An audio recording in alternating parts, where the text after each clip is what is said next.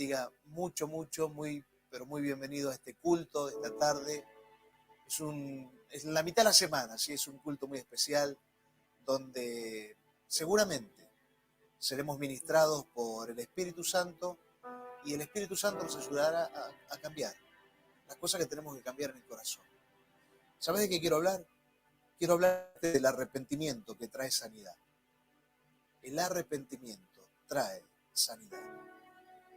Es muy importante que nosotros, lo que significa el arrepentimiento, que arrepentimiento significa empezar a pegar en el blanco y dejar de errar al blanco. Si estamos haciendo algo mal, poder reflexionar, tomar decisiones y accionar de manera diferente. Porque el arrepentimiento, cuando nosotros comenzamos a hacer las cosas bien, el arrepentimiento trae sanidad para nuestras vidas. Muchas veces, en medio del pecado, la gente se empieza a culpar y se tira hacia atrás y pierde lo que Dios tenía para él o para ella. Pero eso no sirve.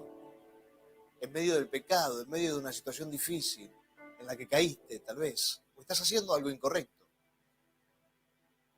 no sirve tirarte a la banquina e irte hacia atrás. Lo que sirve es el arrepentimiento para volver a comenzar, pero pegando en el blanco exacto y correcto para hacer la voluntad de Dios. Tampoco sirve el remordimiento. El remordimiento fue lo que tuvo Judas, que se terminó ahorcando. El remordimiento es lo que mucha gente tiene, que vuelve al otro día a hacer lo mismo. Dice, ay, ¿por qué pequé delante de Dios? No lo voy a hacer más. Y al otro día vuelve a hacer lo mismo. Hoy quiero hablarte del arrepentimiento que puede bendecir nuestras vidas. Primero quiero hablar de Argentina. Vamos a hablar de Argentina. Segunda de Crónicas 7:14 dice, si mi pueblo, que lleva mi nombre, la iglesia, escuchen esto, si mi pueblo que lleva mi nombre, la iglesia, se humilla y ora y me busca y abandona su mala conducta, yo lo escucharé desde el cielo, perdonaré su pecado y restauraré su tierra. Es muy poderoso. Como Dios le dice a la iglesia, si hay humillación, si buscan mi rostro, si se humillan, si oran, si abandonan la mala conducta, o sea, el pecado, yo voy a venir desde el cielo, escucharé desde el cielo, perdonaré los pecados y restauraré la tierra. Acá tenemos que ver dos cosas. La número uno, cómo el pecado mueve las fuerzas satánicas.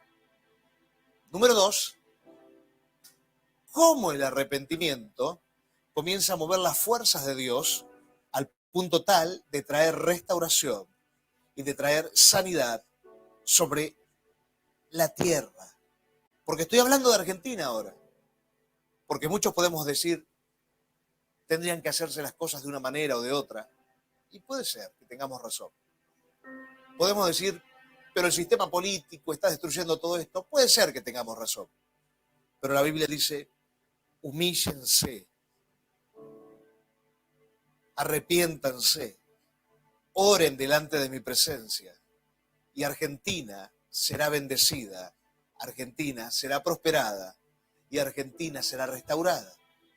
Y acá es donde nosotros podemos ver los dos mundos espirituales, el mundo del bien y el mundo del mal, que se activa uno o se activa el otro según las decisiones de la iglesia, según las decisiones de las personas. Se activa un mundo o se activa el otro, según lo que decidamos. Por eso es tan, pero tan importante que como iglesia podamos arrepentirnos de todos los pecados, pedir perdón a Dios por Argentina, y de esa forma la nación argentina comenzará a ser restaurada. Porque mientras hay pecado y mientras no hay arrepentimiento y mientras le vamos dando lugar a Satanás, la Argentina es tomada por espíritus de maldad y la nación es destruida. Porque desde el mundo espiritual se destruye el mundo natural, pero desde el mundo natural se toman las decisiones de lo que ocurrirá en el mundo espiritual para que luego afecte el mundo natural. Precisamos que Argentina sea sanada. Y para que Argentina se sane, tenemos que arrepentirnos de nuestros pecados, orar a Dios, clamar a Dios, y Él va a sanar nuestra nación. El libro de los Hechos, capítulo 3, verso 19, dice: por tanto, para que sean borrados sus pecados, arrepiéntanse y vuélvanse a Dios, a fin de que vengan tiempos de descanso de parte del Señor. Dos cosas que hace el arrepentimiento. La número uno, el arrepentimiento trae descanso al alma. En este caso de Argentina, el arrepentimiento va a traer descanso a la nación argentina, paz a la nación argentina. Precisamos arrepentirnos de todos nuestros pecados, pedirle perdón a Dios, y Argentina va a recibir descanso y va a recibir paz.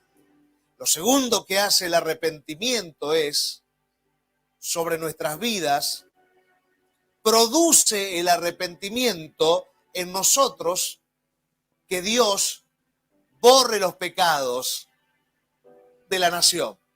Cuando nos arrepentimos, ya Dios no sigue mirando los pecados de la nación. Dios mira los pecados de otro lugar, los mira en el fondo del mar, y Dios comienza a sanar la nación cuando la iglesia se arrepiente de los pecados y le pide perdón a Dios. Yo quisiera tomarme un espacio ahora para poder orar y pedirle a Dios que nos perdone de todos nuestros pecados, que nos libre del mal como nación y que comience a sanar a Argentina. Quiero orar con todo mi corazón y quisiera que en tu casa me acompañes y que ores conmigo. Señor Jesucristo, te pedimos perdón por todos nuestros pecados. Pedimos perdón como pueblo tuyo, como iglesia, por los pecados de la nación argentina.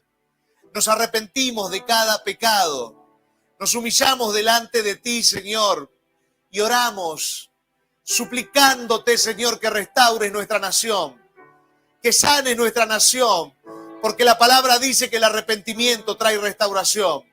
Oramos para que Argentina, del norte al sur y del este al oeste, sea sanada, Señor, sea liberada de la maldición, sea liberada, Señor, de toda esta miseria, tanto espiritual como natural, a la que hemos entrado. Y Argentina vuelva a ser sanada y restaurada y levantada, Señor, como al principio. En el nombre de Jesús te lo clamamos. Amén, Señor, y amén. Y de lo segundo que quiero hablarte en esta tarde es de nuestras propias vidas. Vamos a hablar de nuestras propias vidas. No vamos a hablar ahora del pecado de Argentina o del arrepentimiento de la iglesia por el pecado de Argentina. Vamos a hablar de nosotros. Vamos a hablar de tu vida, de mi vida. Primera de Juan 1:9 dice: si confesamos nuestros pecados, Dios, que es fiel y justo, nos los perdonará y nos limpiará de toda maldad. Vemos acá una herramienta llamada confesión. ¿Qué hace la herramienta de la confesión? Activa el perdón de Dios y activa la limpieza de toda la maldad que pueda haber en nosotros. La confesión. La confesión a veces no alcanza con confesar ante Dios los pecados. ¿Por qué no alcanza? No es porque Dios no tenga el poder de hacer algo extraordinario con nosotros, porque a veces el ser humano necesita, con otro ser humano, confesar los pecados. Porque al confesar los pecados con otro ser humano, está entrando en un estado de humillación donde todo lo sucio que está en el corazón, toda la maldad que está en el corazón, se cae por el piso. Mientras la persona no puede confesar los pecados, la persona sigue en atadura día tras día a esa maldad. Pero dice el Señor: si me confiesan los pecados, los perdono y los limpio de la maldad. Por eso es tan importante que hoy puedas pensar Si estás atado, si estás atada a un pecado, que puedas ver con quién. Una persona que sea confiable, con quién podés hablar, para llevar ante el trono de Dios ese arrepentimiento. Y así Dios pueda perdonar los pecados y pueda sanar y limpiar tu vida de toda maldad. Dice el libro de Proverbios sobre el pecado, Proverbios 28:13, quien encubre su pecado jamás prosperará. Quien lo confiesa y lo deja, haya perdón. Tres cosas muy importantes. Número uno, el pecado te corta la prosperidad. Hay personas que dicen, ¿por qué no prospero? ¿Por qué no crezco? ¿Por qué me mantengo atado en una situación difícil de prosperidad? El pecado ata la prosperidad. Lo segundo, Dios dice, debemos confesarlo, nuevamente lo dice en el libro de Proverbios, debemos confesarlos. Los pecados deben ser confesados, deben salir por los labios. Número 3, debemos dejarlo. Dejar el pecado. Y esa será la forma en que hallaremos el perdón de Dios y la restauración de Dios. Esto es extraordinario.